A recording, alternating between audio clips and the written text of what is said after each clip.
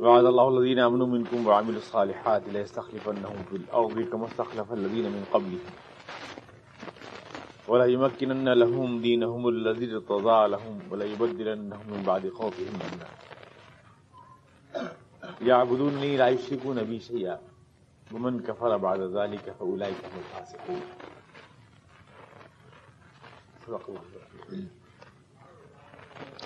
اللہ تعالیٰ تم سے جو ایمان والے ہیں اور جو اچھے عمل والے ہیں وعدہ کرتا ہے کہ وہ ان کو زمین میں خلافت ادا فرمائے گا، جیسا کہ اس سے پہلے قوم کو بھی اس نے عطا کی،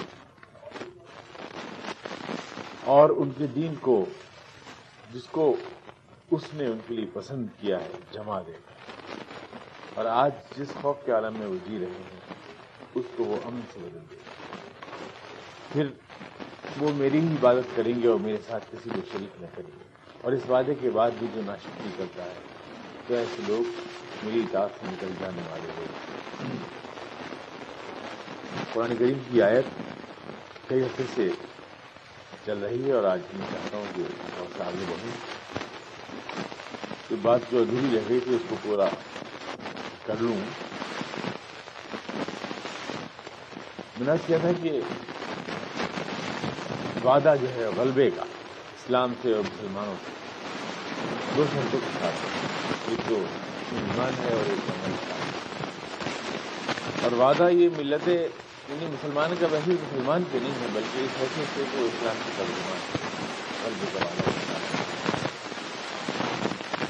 اس آیت کو ہم بہتر طور پہ سمجھ سکتے ہیں کیونکہ اس میں بنی اسرائیل کا حوالہ دیا گیا ہے کہ جیسے اس سے پہلے بھی قوم کو اللہ تعالیٰ یہ مقام دے چکا ہے، تو اس آیت کو ہم بہتر طور سے بنی اسرائیل کی تاریخ کے حوالے سے بھی سمجھ سکتے ہیں۔ آج تھوڑا میرے تکلیف ہے اس لیے آواز کمزوری۔ بنی اسرائیل کی تاریخ کے حوالے سے ہم سمجھ سکتے ہیں اس آیت، اور سورہ صف جو اس کے ساتھ آیت اس کی تفسیر کرتی ہے اس کے حوالے سے بھی، اور اس کا شان نزول جو ہے یعنی غزوہ احزاب کے بعد جیسے میں نے آپ سے عرض کیا تھا یہ آیت نازل ہوئی، تو غزوہ احزاب میں یہ ہوا تھا کہ مسلمانوں کے خلاف، حضور کے خلاف تمام بھی دشمن تھے ہو جا رہے، یہود تھے، غطفان کے قبائل، قریش کے قبائل، سارے کے سارے لوگ اکٹھے ہو کر آ گئے، پوری طاقت متحدہ طاقت اسلام کے خلاف اور مسلمانوں کے خلاف آئی تھی، اور ہر طرح کی تھی یہ مخالفت۔ احزاب میں ایسا بھی تھی کہ حضور اقدس پر نفسیاتی حملے بھی کیے گئے تھے۔ اس وقت جو ہے حضور اقدس نے نکاح کیا تھا جناب زینب رضی اللہ عنہا، تو اس سلسلے میں آپ کو یعنی پروپیگنڈے کا موضوع بنایا گیا تھا۔ مسلمانوں میں اندر انتشار بھی پھیلایا گیا تھا۔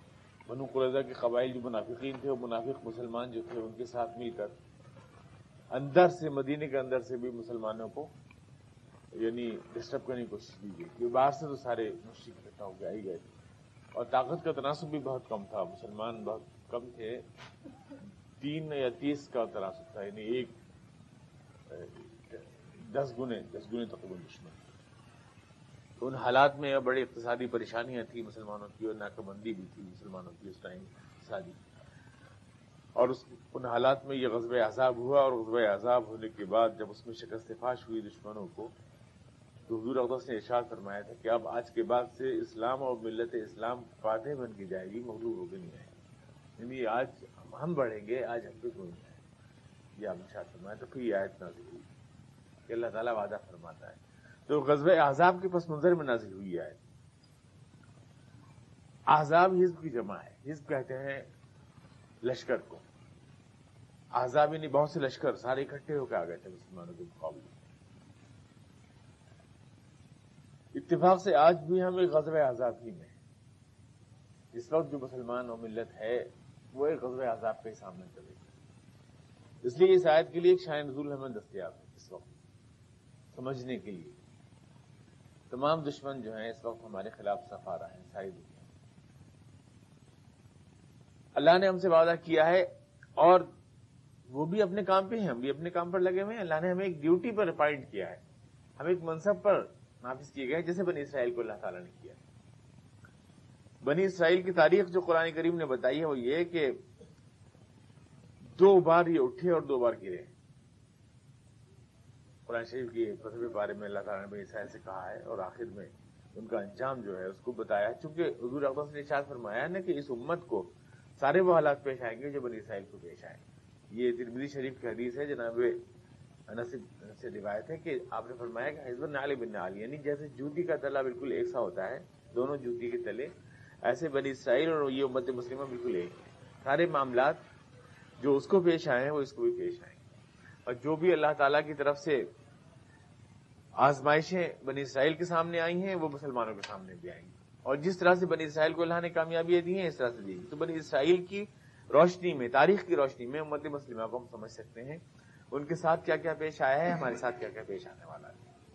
تو یہ قرآن کریم کی آیت ہے. دیکھیے اللہ تعالیٰ نے بنی اسرائیل سے یہ فرمایا تھا کہ ہم تم کو 2 مرتبہ جو ہے تم شرارت کرو گے، لَتُفْسِدُنَّ فِي الْأَرْضِ مَرَّتَيْنِ وَلَتَعْلُنَّ عُلُوًّا كَبِيرًا. 2 مرتبہ سر اٹھاؤ گے، 2 مرتبہ تم جو ہے بگڑ جاؤ گے، تمہارے حالات فساد والے ہو جائیں گے. فَإِذَا جَاءَ وَعْدُ أُولَاهُمَا بَعَثْنَا عَلَيْكُمْ عِبَادًا لَنَا أُولِي بَأْسٍ شَدِيدٍ فَجَاسُوا خِلَالَ الدِّيَارِ. پھر پہلی مرتبہ ہم تمہیں ایک جھٹکا دیں گے اور ایسے لوگ آئیں گے کچھ جو تمہیں بالکل دیس نکالا دے دیں گے، تمہیں برباد کر دیں گے. فَجَاسُوا وَكَانَ وَعْدًا مَفْعُولًا، اور یہ ہو کر رہے گا. اللہ تعالیٰ نے ارشاد فرمایا یہ ہو کر رہے گا. بنی اسرائیل سے کہا، پہلے تو اللہ تعالیٰ نے فرمایا کہ انی فضلتکم علی العالمین، میں نے تم کو تمام جہان میں سب سے اونچی قوم بنایا ہے، فضیلت بخشی ہے تمہیں. جو امت مسلمہ سے، حضور اقدس کی امت سے کہا گیا وہ بنی اسرائیل سے بھی کہا گیا. کنتم خیر امۃ اخرجت للناس، یہ ہم سے کہا گیا ہے کہ تم دنیا کی بہترین امت ہو جو ایک منصب پر ڈپورٹ کی گئی ہے، ایک منصب پر مامور کی گئی ہے تمام دنیا میں کلمہ حق بلند کرنے کے لیے اور اللہ کا کلمہ بلند کرنے کے لیے. ہم نے تمہیں مامور کیا ہے، ڈیوٹی پر لگایا ہے. اسی ڈیوٹی پر لگایا تھا بنی اسرائیل کو بھی اللہ تعالیٰ نے، اور چونکہ وہ اس کے اہل ثابت نہیں ہوئے لہذا ان کو برطرف کر کے، اور ان کے جو قبلہ تھا بیت المقدس اس کو بھی برطرف کر کے خانہ کعبہ کو نیا قبلہ مقرر کیا گیا، اور اس امت مسلمہ کو ایک نئی امت بنایا گیا تاکہ اس ذمہ داری کو، اس جھنڈے کو یہ اٹھائے.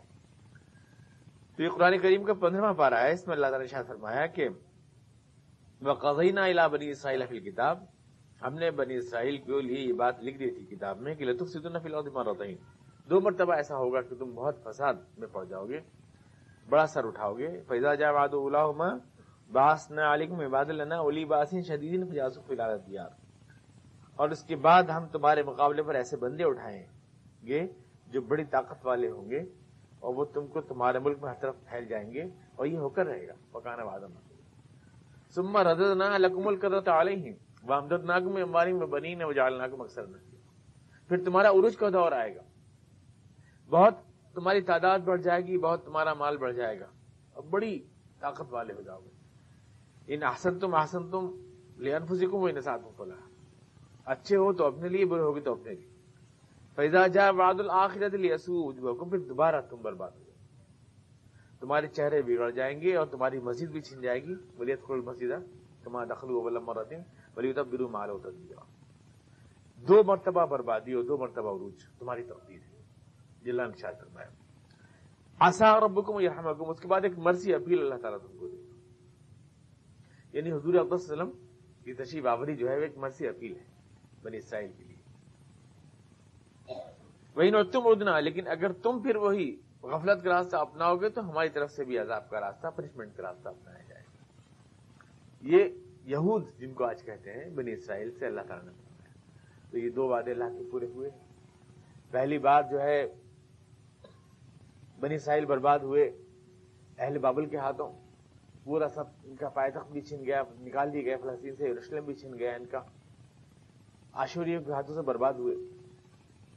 6 لاکھ لوگ ایک ہی دن میں قتل ہوئے اور تمام انہیں اہل قبضہ کر لیا گیا. اس کے بعد پھر ایک عروج کا دور آیا ان کا، کافی عرصے تک ان کی شاندار تاریخ عروج کی رہی بنی اسرائیل.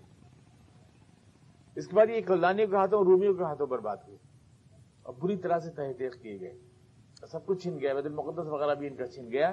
بعد میں جناب عمر فاروق اللہ عنہ اور اسلام نے اور مسلمانوں نے ان کو بیت المقدس واپس کیا. ان کے صدقے میں یہ گویا اس دور میں ان کو ملا، سارے حقوق بحال کی گئے. تو تو 2 مرتبہ تباہ برباد ہوئے. اب اللہ تبارک تعالیٰ اگر بنی اسرائیل سے ہم کو جو ہے مشابہ دے رہا ہے، اس کا مطلب یہ کہ یہ 2 مرتبہ عروج، 2 مرتبہ زوال ہمارے تاریخ میں بھی پیش آنا ہے. بنی اسرائیل کا 2 مرتبہ عروج، 2 مرتبہ زوال تو پورا ہو گیا حضور علیہ وسلم کے تشریف آوری تک. اب اس کے بعد جو تیسرا اسٹیج ہے وَإِنْ عُدْتُمْ عُدْنَا، یعنی بربادی کا، مکمل بربادی کا اسٹیج، کہ اگر تم اب بھی باز نہ آئے تو ہم تم کو بالکل تباہ برباد کر دیں گے. اس اسٹیج میں چل رہے ہیں یہ. وَإِنْ عُدْتُمْ عُدْنَا جعلنا جہنم مِّنْ، یعنی اگر اس مرثی اپیل سے فائدہ نہیں اٹھایا حضور علیہ وسلم کی تو پھر تم برباد کر دی جاؤ. ہمارے ساتھ یہ 2 اسٹیج ہمارے ساتھ بھی. مسلمانوں کا دور عروج تو وہ تھا جب حضور اقدس صلی اللہ علیہ وسلم اور اس کے بعد صحابہ کرام جو ہے ایک آندھی طوفان کی رفتار سے تمام دنیا میں پھیلتے چلے گئے. کوئی بھی ان کا، کوئی طوفان، کوئی پہاڑ، کوئی دریا ان کا راستہ نہیں روک سکتا. حجۃ الوداع سے جب روانہ ہوئے گھوڑوں کے پیٹھ پر بیٹھ کر، تو دنیا میں کسی کی طاقت نہیں تھی جو ان کے گھوڑوں کو روک سکے. 30-40 سال میں تمام دنیا پہ آندھی طوفان کی طرح چھا گئے، جغرافیہ بدل دیا، تاریخ بدل لوٹ دی دنیا. لیکن اس کے بعد پھر جو ہے مسلمانوں کا دور زوال آیا، برباد ہوئے، خلافت عباسیہ ختم ہوئی اور بغداد کا سقوط ہوا. اس کے بعد پھر دوسرا تاتاریوں کا فتنہ اٹھا 1258 میں. اسی بغداد میں اتفاق سے بغداد ہی مرکز رہا مسلمانوں کو دونوں بار زوال کا. فتنہ تاتار جو اٹھا بغداد سے، اس کے بعد 1258 میں طے ہو گئے. اب اس کے بعد مسلمانوں کا جو دور عروج آیا خلافت عثمانیہ تک، یعنی ابھی سن 1924 تک بھی مسلمان جو ہے تمام دنیا میں عالمی اسلامی خلافت برپا کی ہوئی ہے. مسلمان دور عروج میں تھے. تو اس طرح سے ہم اس کے بعد پھر زوال میں گئے. 2 مرتبہ ہمارا عروج اور 2 مرتبہ ہمارا زوال ہو چکا ہے. یعنی ہم اسی اسٹیج پر آ گئے ہیں جہاں بنی اسرائیل آ گئے. اب اس صدی کیا ہوتے ہوتے اب اس وقت جو ہے ہم تمام دشمنوں کی زد میں ہیں. یہ ہم اپنے زوال کے دور سے گزرے. تمام دشمنوں کا، یعنی بنی اسرائیل سے ہم ٹیلی کرتے ہوئے جائیں تو آج ہم وہاں ہیں جہاں بنی اسرائیل جو ہے کلدانیوں کے ہاتھوں پھٹنے کے بعد تھے. آج ہم وہاں اس اسٹیج میں ہیں. وجعلنا جہنم للکافرین حصیرا ولنذیقنہم من العذاب الادنی دون العذاب الاکبر لعلہم یرجعون. ابھی ہم عذاب اکبر نہیں دے رہے ہیں، ابھی تو عذاب ادنی دے رہے ہیں. یعنی ہم ابھی سدھرنے کا موقع دے رہے ہیں، لیکن وہ تہدید کرنے والا، استیصال اور برباد کر دینے والا، ختم کر دینے والا عذاب ابھی تک ہم نے نہیں دیا ہے. نہ یہود کو دیا ہے، نہ مسلمانوں کو. یہ جو ہے یہ ٹیمیں جو دونوں کام کر رہی ہیں، وہ ٹیم چل رہی ہے. یہ مسلمان جو ہے جیسا میں نے کہا ایک منصب پر ڈپوٹ کیے ہوئے ہیں. ہم ایک اللہ کا کلمہ سربلند کرنے کے لیے بنی اسرائیل سے چھین کر ہم کو یہ ذمہ داری دی گئی ہے کہ ہم اللہ کے اور اللہ کے دین کے خادم بنے اور تمام دنیا میں اس کو سربلند کریں. اور اس کے لیے اللہ تعالیٰ نے ہمیں سب کچھ دیا ہے، جیسے بنی اسرائیل کو سب کچھ دیا تھا. من و سلوہ دیا ان کو، صحرائے سنائی میں تمام دولتیں ان کے لیے دے دی، تاکہ وہ یوں نہ کہہ سکیں کہ تیرے دین کو پھیلانے کے لیے وسائل ہمارے پاس نہیں تھے کلمہ سربلند کرنے کے لیے. ویسے اللہ نے ہمیں سونا دیا ہے، ہمیں تیل دیا ہے، ہمیں پیٹرول دیا ہے، ہمیں تمام دنیا کے آبی وسائل دیے ہیں، گرم پانی دیا ہے، ہاٹ واٹر دیا ہے، دنیا کا بہترین آباد علاقہ دیا ہے. ہم اللہ سے یہ نہیں کہہ سکتے کہ ہمارے پاس اس منصب کو ادا کرنے کے لیے وسائل نہیں، ریسورسز نہیں. ہم یہ نہیں کہہ سکتے. اب اس کے بعد بھی اگر ہم اس ذمہ داری کو ادا نہیں کرتے ہیں تو حقیقت میں جو سزا ہمیں مل رہی ہے وہ ہمارے جرم سے بہت کم ہے. کیونکہ اللہ کی طرف سے حجت تمام ہے، اللہ نے سب کچھ عطا کیا ہے. ہمارے پاس کیا عددی طاقت نہیں ہے، ہمارے پاس کیا ملک نہیں ہے، ہمارے پاس کیا سونا چاندی اور دولت کے ذخائر نہیں ہیں. کون سی شے ہمارے پاس نہیں اس کی ہم اللہ تعالیٰ سے شکایت کرتے ہیں. اللہ کی طرف سے جو ہے ہمیں دینے میں کوئی کمی نہیں.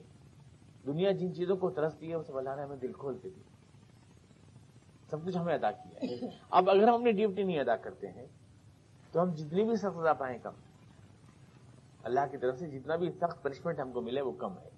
کیونکہ مانیے ایک آدمی ڈیوٹی پر ہے، کوئی آدمی کانسٹیبل ہے پولیس کا یا سپاہی ہے، فوجی ہے کسی ملک کا، اور دشمن کی طرف سے لڑنے لگے اگر تو اس کو سخت سے سخت سزا دی جائے گی. سپاہی چوری کرنے لگے اگر تو ظاہر بات ہے کہ وہ کسی معافی کا مستحق نہیں. ڈاکٹر جو ہے اگر تعاون کی دوا بانٹنے لگے اور تعاون پھیلانے لگے تو ظاہر ہے کہ وہ کوئی انعام نہیں ملے گا اس کو محکمہ صحت کی طرف سے.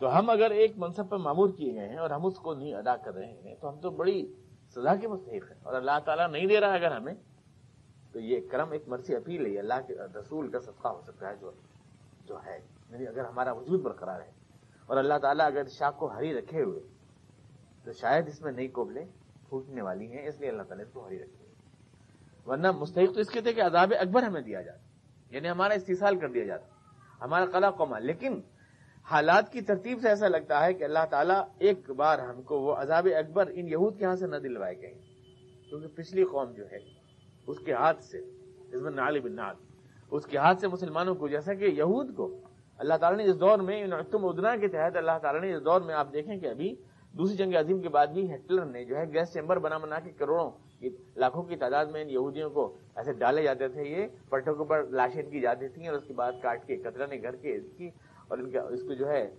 یعنی پورا ایک کولتار بنا کے نکال دیا جاتا تھا، گیس چیمبر بنائے گئے تھے، بہت بڑی تعداد ان کی 50% سے زیادہ جو ہے تباہ برباد ہو گئی، تو وہ تباہی جو اس لاسٹ اسٹیج میں ان کے اوپر آ رہی ہے وہ اللہ تعالیٰ کے ارشاد کے مطابق، تو وہی منصب وہی ذمہ داری جب ہمیں دی گئی ہے تو یہ سارے مراحل ہمارے پر بھی آنے ہیں، اگر ہم یعنی ایک خطرناک بات ہے یہ، لیکن حضور اقدس کے ارشادات کی روشنی میں، قرآن کریم کی آیت کی روشنی میں یہ امت جو ہے اپنے آپ کو اس وقت اللہ کی ناراضگی کا مستحق بنا چکی ہے، اللہ کی رضامندی کا نہیں۔ پوری دنیا میں ہمارے حکمرانوں کا کردار تمام دنیا میں دیکھ لیں، پوری دنیا میں ہمارے جو حکمراں ہیں، جو ہمارے دلوں پہ راج کرتے ہیں، وہ دوسروں کی غلامی کرتے ہیں، دوسروں کے غلام ہیں، وہ ہمارے نمائندے نہیں ہیں، وہ دوسروں کے نمائندے ہیں، ان کے کوئی خاص فرق نہیں پڑا۔ صدام حسین صاحب عراق سے چلے گئے تو کیا فرق پڑ گیا؟ مان لیجیے کوئی بھی حکومت آ گئی وہاں کٹ پتلی عراق میں امریکہ کی، تو کیا یہ واقعہ اس سے پہلے نہیں ہو چکا پورے گلف میں؟ یہی تو ہوگا کہ ایک کٹ پتلی حکومت آ کر امریکہ کے مفادات کے تحت جو ہے وہاں کا تیل بیچے گی، تو یہ واقعہ بہت دن سے ہو رہا ہے گلف میں، یہ واقعہ بہت دن سے ہو رہا ہے۔ تمام ہمارے حکمراں پوری اس میں جتنے بھی ہیں پورے علاقے میں پھیلے ہوئے، کس نے اسلام ملت اسلام کا ایمانداری کے ساتھ جھنڈا اٹھایا ہے اور کون اس فرض منصبی کو ادا کرنے کے لیے کھڑا ہوا ہے؟ تو پھر کیا اللہ سے دعائیں مانگنے کا یا اللہ کو اس کے وعدے یاد دلانے کا استحقاق اس قوم کو بچتا ہے؟ کسی بھی طرح سے نہیں بچتا۔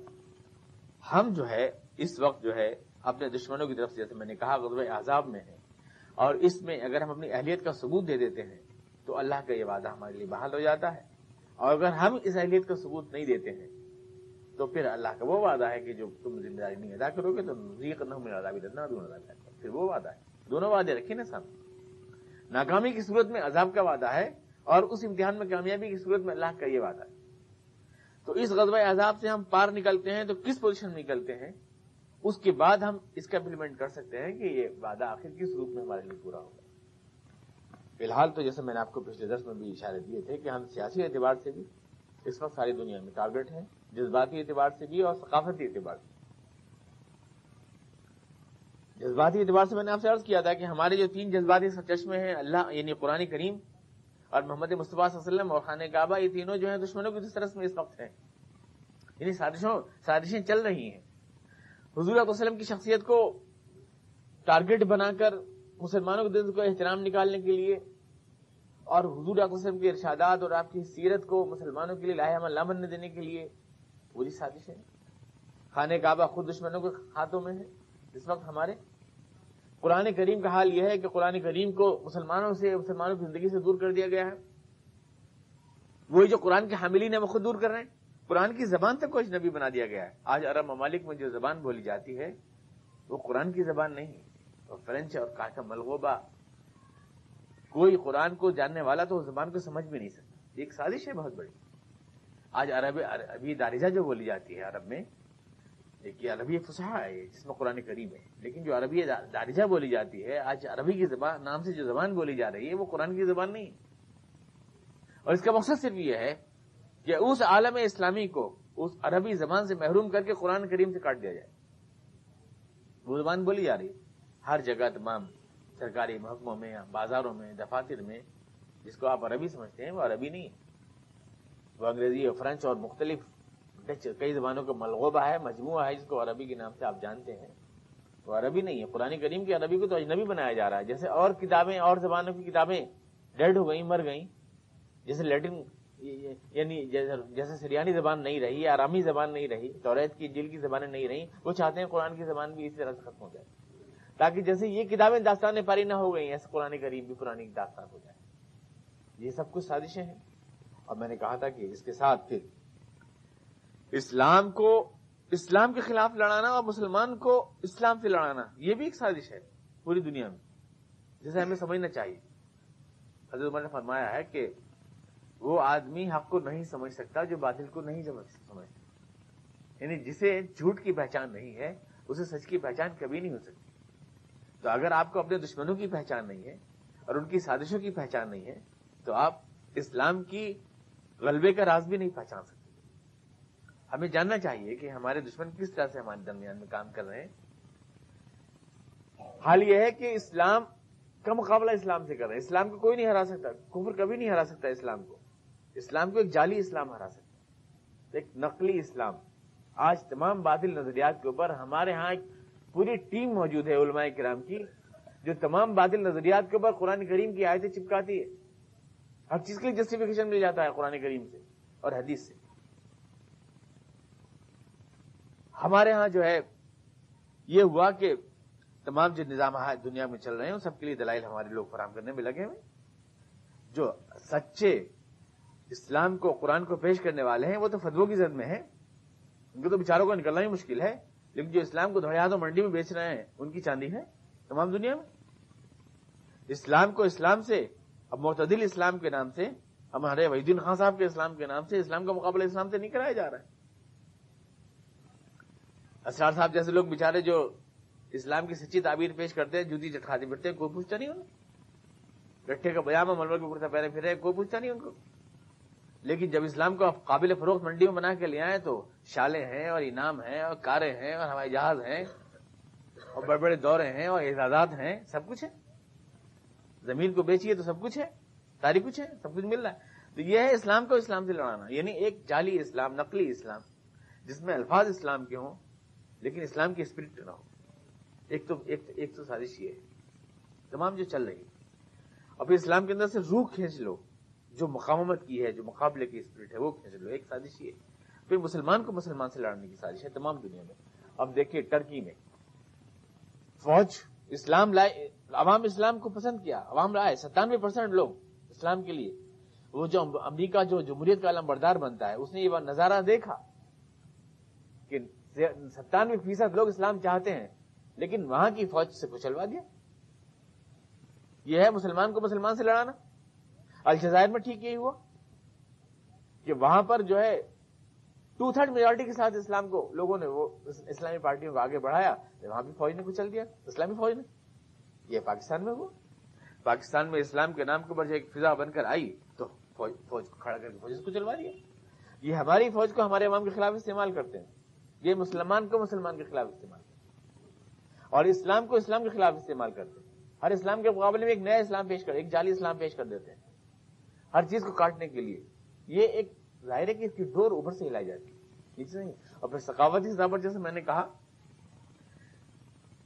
نوجوان کے اندر سے اسپرٹ نکال دیجیے. اور اسپرٹ سب سے بڑا جو پرانا آئٹم ہے شیطان کا وہ وہی ہے عورت اور برہنگی اور فحاشی. پرانا آئٹم ہے. جنت سے آدم کو نکلوایا اسی طرح سے اور ہوا کے کپڑے اتروا دیے. یہ برہنگی اور عورت کو استعمال کرنا یہ پرانا آئٹم چنانچہ اسی کو استعمال کر رہا ہے شیطان تمام دنیا میں آج ہمارے نوجوان کو برباد کرنے کے لیے. جیسے میں نے کہا ایک کاسمیٹک کلچر ہے، ملبوسات کا کلچر ہے، کیسے کیسے کپڑے سلوائے جا رہے ہیں، کیسے کیسے فیشن ہو رہے ہیں، کیسے کیسے کاسمیٹکس استعمال کی جا رہی ہیں، میک اپ ہو رہے ہیں. حلال و حرام کی تمیز سے بے نیاز ہماری خواتین جو ہیں، حلال و حرام کی تمیز سے بے نیاز. اب اسی یعنی مارکیٹ میں جو لپسٹک اویلیبل ہے اس میں باقاعدہ خنزیر کی چربی استعمال کی جاتی ہے. ہماری خواتین اس کو ہونٹوں پہ لگا کر فخر محسوس کرتی ہیں، سرخرو ہو جاتی ہیں. اب اس میں جو ہے حلال و حرام سے آپ کے اس کے بعد کم سے کم رونمائی کا شوق تو پیدا ہو جاتا ہے. جس نے 2 گھنٹے میک اپ میں لگائے اس کو دکھایا کیوں نہیں وہ دوسرے کو. اور اس کے بعد پھر یہ بھی ہو جاتا ہے کہ نماز پڑھنے کا بھی کوئی خاص خیال نہیں رہتا. یعنی ہر چیز کی کوئی باؤنڈیشن وہ ہو جاتی ہے نا، یعنی ایک کے بعد دوسرا کانٹے جڑا ہوا ہوتا ہے ہر چیز سے. پھر یہ کہ سیاسی سطح پر جو ہے ہم کو انوالو کرنا، ہماری خواتین کو انوالو کرنا، اس کے لیے ہمارے علماء کرام اتنے عقل مند ہیں کہ خود مطالبہ فرما رہے ہیں کہ 30% ہماری بھی خواتین ہونی چاہیے تاکہ ہمارے گھر، ہمارا کلچر جو اسلامی معاشرت سے دور ہو جائے، یہ سب ثقافتی حملہ ہے جو ہمارے پر ہو رہا ہے۔ ہم اپنے سوئی سے اپنا کفن خود سی رہے، دوسرے کو نہیں سینا پڑ رہا ہے۔ انہیں ہمارے ہاتھ میں سوئی ڈورا تھما دیا ہے، اپنا کفن خود سی ہو، تو ہم اپنا کفن خود سی رہے ہیں۔ ہم خود وہ مطالبے کر رہے ہیں جس سے ہماری ثقافت مجروح ہو جائے۔ ہم سیاست کے اندر بھی ہمارے ساتھ یہ ہوا ہے کہ ہماری جو عقل کل سیاست کے جو ہمارے ریش باریش اور بے ریش جتنے بھی رہنما ہیں، وہ جو ہمیں سیاسی رہنمائی دیتے ہیں، وہ آپ جانتے ہیں آزادی سے پہلے ہماری رہنمائی تو یہ تھی کہ ہم پہلے کچھ دن انگریزی کی غلامی کرتے رہے، پھر اس کے بعد انگڑائی لی، انگریزی کی غلامی سے تو برہمن کی غلامی میں کچھ لوگوں نے دھکیل دیا ہمیں۔ اب نئے دور میں پیدا ہوئے کچھ لوگ تو برہمن سے نکال کر ہریجن کی غلامی میں ڈالنے کی کوشش میں ہیں۔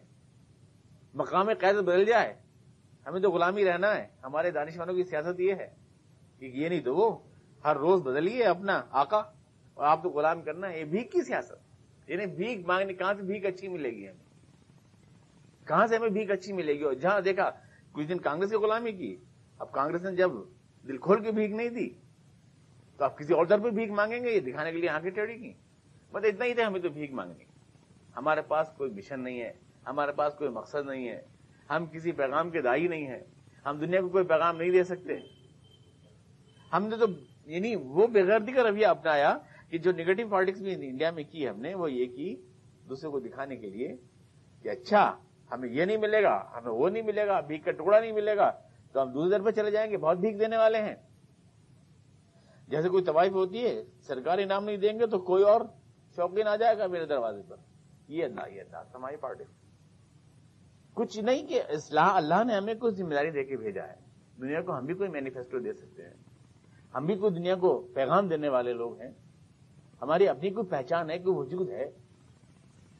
اپنے حال کو، اپنے آپ کو وہاں تک پہنچا دیا ہے کہ اب آئندہ تو آپ دیکھیں گے کہ جھوٹے وعدوں کی وہ قسط بھی آپ کو ملنے والی نہیں ہے، جس کے صدقے میں تھوڑے بہت آپ بک جایا کرتے تھے، اگلی بار تو آپ کو وہ جھوٹے وعدوں کی وہ قسط بھی نہیں ملنے والی، یعنی اپنے آپ کی وہ اوقات ہم نے کر دی۔ یہ قوم کہاں سے کہاں پہنچی، کس اعتبار سے؟ ثقافتی اعتبار سے، سیاسی اعتبار سے، سماجی اعتبار سے، اور سب کچھ جو ہے۔ تو اللہ کے قانون آپ یاد رکھیں، اللہ تعالیٰ افراد کے گناہ کو معاف کرتا ہے، قوم کے گناہ کو کبھی معاف نہیں کرتا۔ یہ دنیا دارالجزا تو نہیں ہے، دارالعمل ہے۔ افراد کے لیے دارالعمل ہے، قوموں کے لیے دارالجزا ہے۔ یہ قوموں کے لیے قومیں بھگتتی ہیں یہاں اپنی غلطی کی سزا۔ اقبال نے کہا تھا کہ فطرت افراد سے اغماس تو کر لیتی ہے، کبھی کرتی نہیں ملت کے گناہوں کو معاف۔ اللہ تعالیٰ جو ہے قوم کے گناہوں کو معاف نہیں کرتا لیکن ہم بحیثیت مجموعی گناہ گار ہیں، ہم بحیثیت مجموعی پوری دنیا میں گناہ گار ہیں۔ ہمارے ہاں جو اسلام کے دعوے دار بن کے اٹھے ان کو غیر مسلموں نے نہیں ختم کیا، خود مسلمانوں نے ختم کیا۔ مصر میں کتنی طاقتور اسلامی تحریک تھی، انڈونیشیا میں کتنے، جہاں بھی کیا مسلمانوں نے کیا، مسلمانوں تحت کیا۔ یہ ہمارے جمال عبد الناصر صاحب تھے، یہ ہمارے انور السادات صاحب تھے، برباد کرنے والے، ظلم و ستم کے طوفان توڑنے والے۔ اللہ تعالیٰ کے قہر و غضب کو دعوت ہم نے خود دی ہے، اور ہم نے ان لوگوں کو ہیرو بنایا ہے جو اللہ تعالیٰ کو چڑھا رہے تھے۔ حقیقت میں ہمارے عوام نے ان کے لیے دعائیں کروائی ہیں، ان کے لیے جھنڈے اٹھائے ہیں، اور صحیح اسلام کی بات کہنے والوں پہ لعنتیں بھیجی ہیں، تھوکا ہے، اور ان کو سڑکوں پہ نکلنا مشکل کر دیا ہے۔ یہ حقیقت ہے۔ تو ایسی شکل میں یہ وعدہ پورا کیوں نہیں ہو رہا ہے، وہ وعدہ پورا کیوں نہیں ہو رہا؟ کبھی اپنے گریبان میں جھانک کے دیکھا ہے کہ ہم کیا ہے، ہماری قوم نے پوری دنیا میں کیا ہے؟ ہم اس دور زوال میں ہیں بالکل جس میں بنی اسرائیل اسٹیج میں پہنچ گئے، عذاب اکبر۔ ہم اس وقت اس وعدے کے نہیں، اس والے وعدے کے مستحق بن چکے ہیں، لیکن اللہ تعالیٰ اگر اس وعدے کو نہیں نازل کر رہا ہے ہمارے اوپر تو یہ صرف حدود اقصر کی وما كان ليعذبهم وانت فيهم۔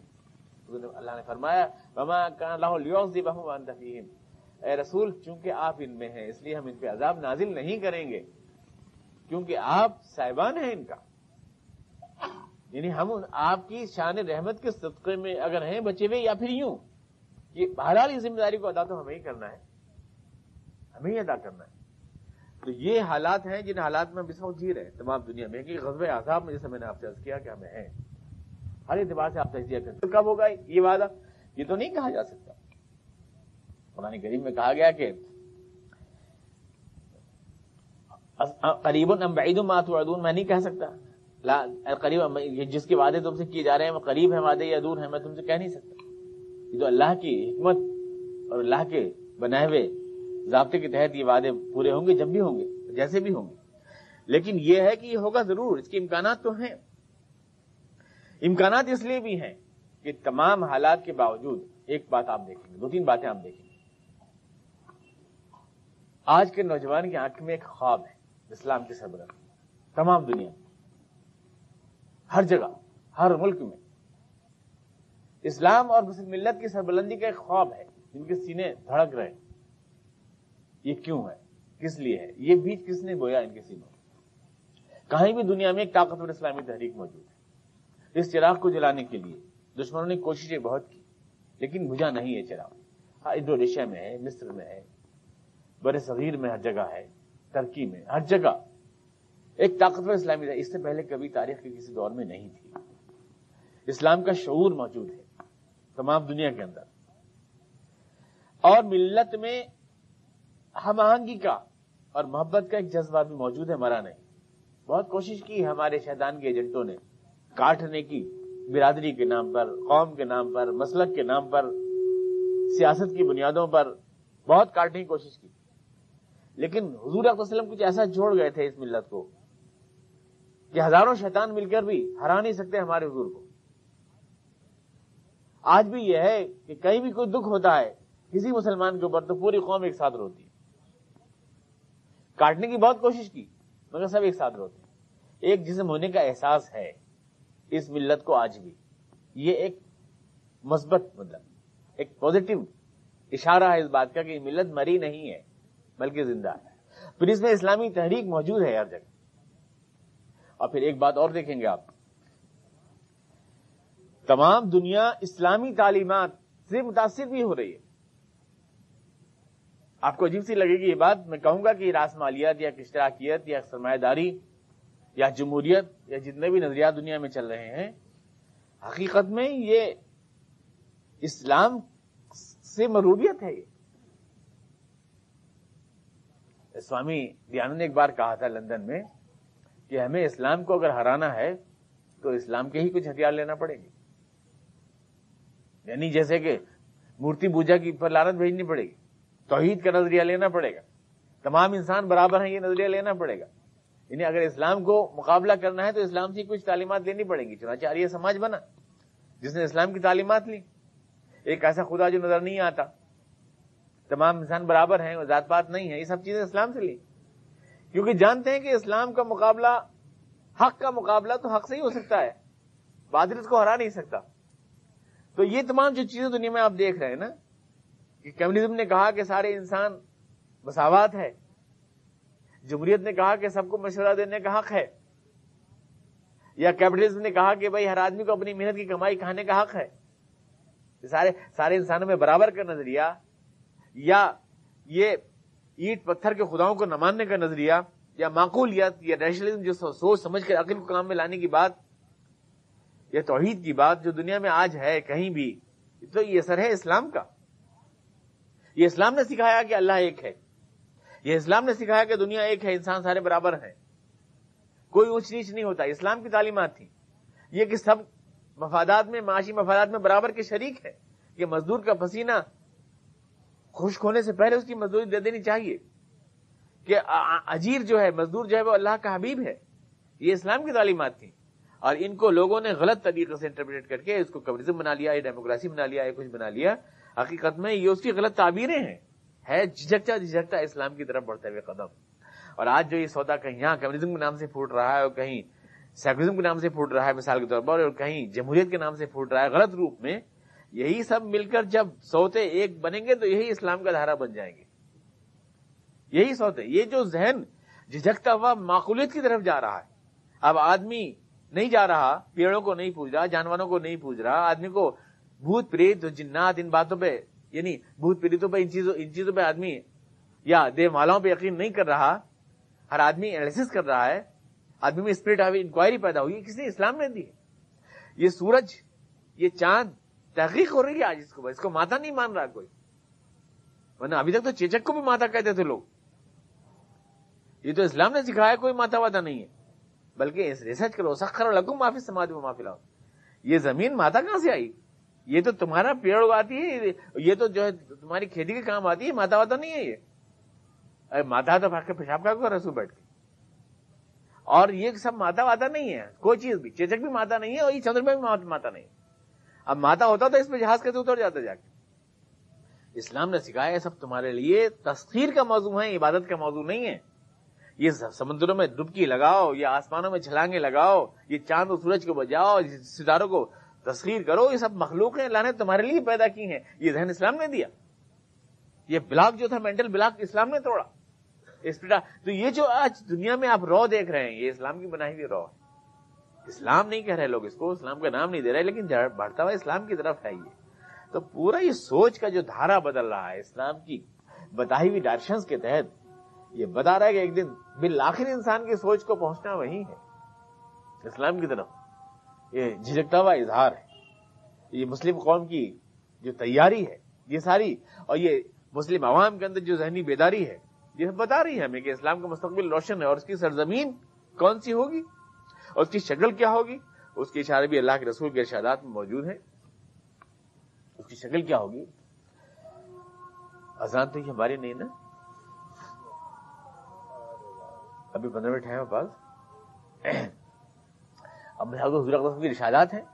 آپ نے ارشاد فرمایا، قرآن کریم کی میں نے آیت سنائی تھی آپ کو پچھلے ہفتے، یلبسکم شیام ویذیق بعضکم باس بعض. اللہ تعالیٰ انہیں اپنی آتش رقابت میں جلائے گا. یہ تمہاری دشمن طاقتیں آپس میں خود لڑ جائیں گی، اور یہ خود ایک دوسرے کو. ظاہر ہے کہ آج تمام امریکہ کے معاشی مفادات یہود کے ہاتھ میں ہیں. حدیث پاک میں خبر دی گئی ہے کہ یہود اور عیسائی آپس میں لڑ جائیں گے. جب مسلمان مقابلے میں آئیں گے تو یہود اور عیسائی آپس میں لڑ جائیں گے. حدیث پاک کا حضور نے ارشاد فرمایا.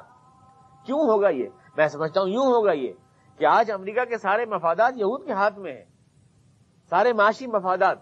اور ان معاشی مفادات کا ٹکراؤ ایک دن یقیناً انہیں سوچنے میں مجبور کرے گا. یہ چند لاکھ لوگ کیسا بیوقوف بنائے پھرے ہیں پوری دنیا کو. یہ طاقتیں آپس میں خود لڑ جائیں گی. یہ اسلحہ کے تاجر آپس میں خود سوچیں گے بیٹھ کر کہ سارے اس دودھ کا ساری مکھن تو امریکہ ہی لیے جا رہا ہے، سب ڈیٹا ہمارے حصے میں آ رہا ہے. صرف یہ کب تک برداشت کریں گے؟ یہ رال ٹپکانے والے دولت کے اوپر یہ برداشت نہیں کریں گے، آپس میں خود لڑ پڑیں گے. دنیا میں 2 جنگ عظیم پہلی بھی 1914 میں، اور اس کے بعد یہ 1945 تک یہ دو جنگ عظیم لوگ لڑ چکے ہیں. پہلے بھی کروڑوں انسانوں کو خون بہا چکے ہیں. یہ پھر لڑیں گے. اور لڑنے کے بعد ہم نے دیکھا نہیں کہ اس صدی کے اندر 20ویں صدی میں 2 واقعے ہوئے. صدی کے شروع میں 1924 میں اسلامی خلافت ختم ہوئی، لیکن صدی کے آخر میں روس سپر پاور کا خاتمہ ہو گیا. 2 اہم واقعے ہوئے. صدی کی شروعات میں اسلامی خلافت ختم ہوئی اور صدی کے آخر میں روس کا خاتمہ ہوا. کیوں 21ویں صدی میں امریکہ کا خاتمہ نہیں ہو سکتا؟ کیوں وہ ساری لگتا ایسا ہی ہے. روس کے خاتمے سے 5 سال پہلے کوئی کہنے والا پاگل مانا جاتا اگر کہ روس ختم ہو جائے گا، یہ کہنے والا. لیکن کیسا کولیپس ہو گیا، ایسا بیٹھ گیا ایسا بلڈنگ بیٹھ جاتی ہے زلزلے کے اندر. تو اس طرح سے یہ جو آپ کو دکھائی دے رہے ہیں بہت خان بہادر بنے ہوئے چودھری، لیکن جب ان کا اکیلا ڈنڈا دنیا میں گھومے گا تو ساری دنیا بے غیرتوں کی دنیا ہے. کیا دنیا میں کوئی ضمیر نہیں جاگے گا؟ کیا دنیا میں اس انٹرنیشنل غنڈہ گردی کے خلاف کوئی محاذ نہیں بنے گا؟ ضرور بنے گا. یہ ہمیشہ جاری نہیں رہ سکتی یہ غنڈہ گردی. اس کا فال ہوگا. یلبسکم شیام ویذیق بعضکم باس بعض. اسلام و ملت اسلام تو باقی رہے گا، باقی رہے گی، اس لیے کہ وہ فی الحال اس وقت ٹارگٹ وہی ہے. روس کے خاتمے کے بعد انہوں نے مسلمانوں کو تو ٹارگٹ بنایا ہے. روس کے پاس نظریاتی طاقت تھی، اسلام کے پاس بھی نظریاتی طاقت ہے. آج پوری توجہ ادھر ہی ہے، کسی کی طرف نہیں. کیوں؟ آخر اسلام میں کوئی جان ہے تبھی تو ہے. مردہ گھوڑے کے کون لات مارتا ہے؟ اور دوسری کو توجہ کیوں نہیں دے رہے؟ خالی مسلمانوں میں توجہ کیوں ہے؟ ڈر لگ رہا ہے نا ان سے. وسائل انہیں کے پاس ہیں، طاقت انہیں کے پاس ہے، اس لیے تو ان کے خلاف مورچہ بندی ہے. ورنہ اگر یہ کچھ نہیں تھے تو ان کے خلاف مورچہ بندی کیوں تھی، کیوں ہوتی؟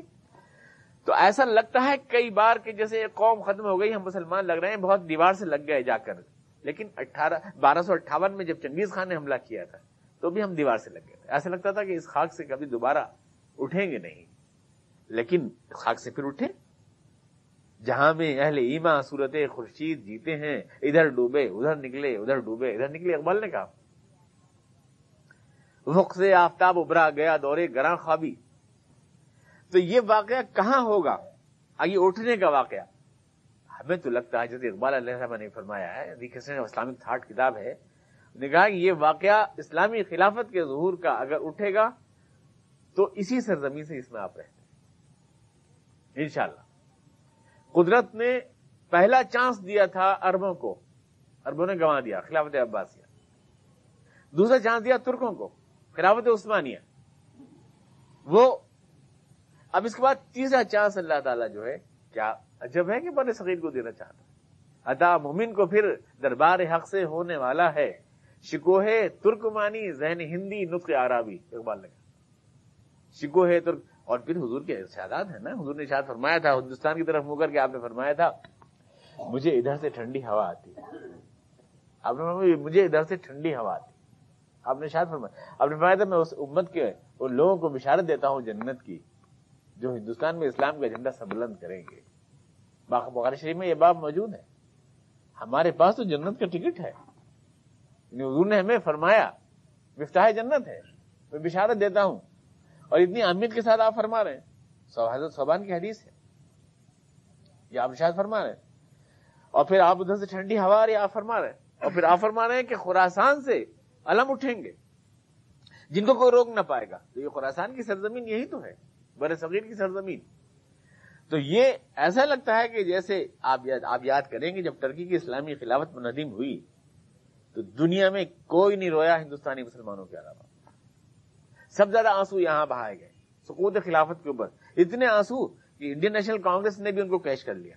مہاتما گاندھی خلافت کا موومنٹ لے کے کھڑے ہو گئے اور ان کے پیچھے سارے یہاں کے ہمارے مولوی ملا لگ لیے ان کے پیچھے. اتنے آنسو بہائے اس قوم نے. تو آخر اس قوم کے کوئی خواب کی تلاش ہی تو ہے جو اتنا آنسو بہاتی ہے. اتنا آنسو سبزاد اس نے بہائے. یہ بر صغیر جو پھیلا ہے اسلامی طاقتوں کا.